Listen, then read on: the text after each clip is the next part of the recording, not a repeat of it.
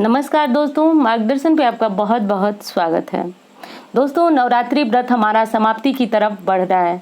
हम लोग अपने नवरात्रि व्रत को क्रमशः एक एक दिन आगे बढ़ रहे हैं। माता रानी की कृपा से हमारा व्रत जो है पूर्णाहुति की तरफ पहुंचने वाला है। पर दोस्तों, जैसा कि आप जानते हैं, हर बार ही लगभग ऐसा होता है। हर बार, या यूँ कहिए कि हिंदू पंचांग में जो तिथियां हैं वो घटती और बढ़ती रहती हैं। तो इसकी वजह से जो व्रत और त्यौहार होते हैं वो लगभग ऐसी स्थिति उत्पन्न हो जाती है कि वो एक दिन ही दो दो तिथियां पड़ती हैं। तो ऐसी तिथियों में हम भ्रम की स्थिति में पड़ जाते हैं कि आखिर हमें कौन सा व्रत किस दिन रखना है। तो दोस्तों, इस बार भी वही भ्रम की स्थिति बनी हुई है।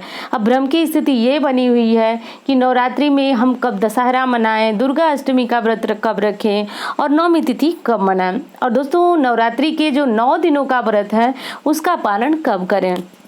और दोस्तों, अब चलिए बात कर लेते हैं कि दुर्गा अष्टमी आपको किस दिन मनाना है। तो दोस्तों, बहुत सारे लोग जो है वह प्रतिपदा और अष्टमी का व्रत रखते हैं। यानी हमारे शास्त्र में ऐसी मान्यता भी है कि जो लोग संपूर्ण 9 दिनों का व्रत, नवरात्रि का व्रत नहीं रख पाते हैं, वह मात्र एक दिन यानी प्रतिपदा और अंतिम दिन जो होता है उसका, अष्टमी का व्रत रख करके, अंतिम दिन का मतलब नौमी नहीं दोस्तों, अष्टमी का व्रत रख करके, और अगर वो पारण करते हैं तो उनको भी नवरात्रि व्रत का फल मिलता है।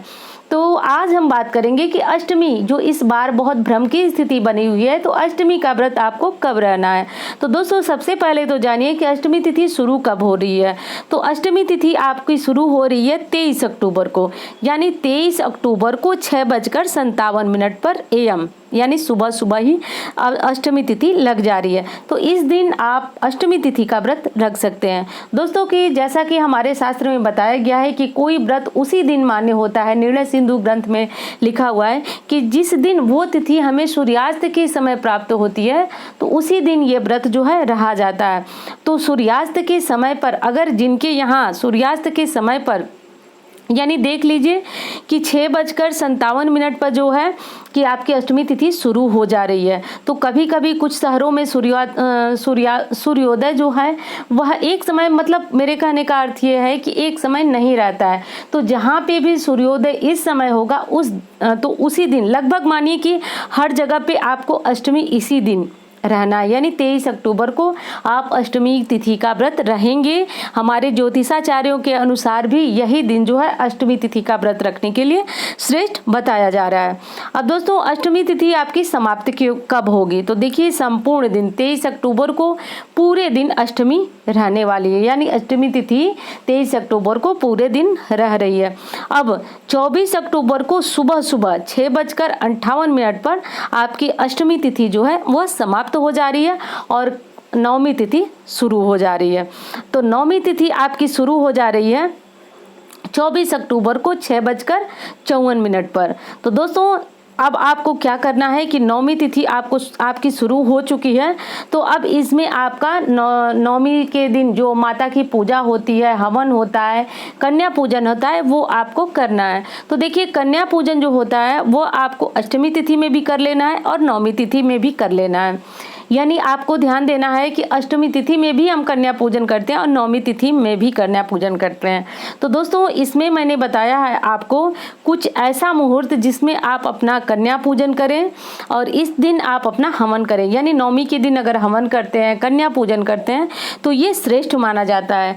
तो दोस्तों, इस समय आप जो है अपना कन्या पूजन कीजिए, हवन कीजिए और सब कुछ अपने जो कार्य हैं माता के लिए समर्पित है वो सब आप आज के दिन कर सकते हैं। यानी 23 को भी कर सकते हैं और 24 को भी कर सकते हैं। अब दोस्तों, 10वीं तिथि जो है वह कब शुरू हो रही है।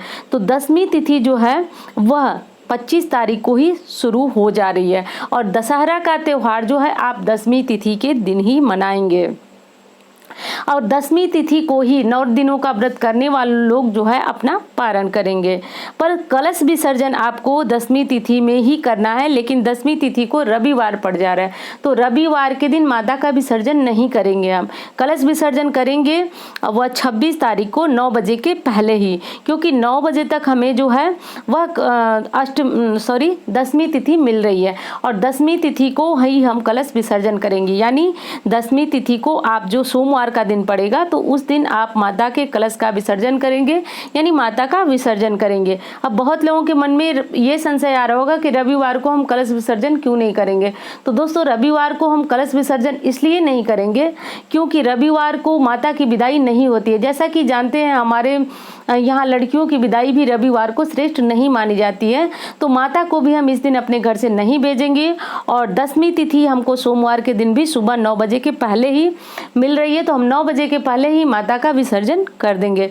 तो दोस्तों, यही सारे मुहूर्त थे जिसमें आप कन्या पूजन, हवन, पारण सब कुछ कर सकते हैं। दशहरा का त्यौहार भी मना सकते हैं। तो उम्मीद करती हूँ ये वीडियो आपको बहुत अच्छी लगी होगी। मिलती हूँ इसी तरह की वीडियो के साथ। धन्यवाद।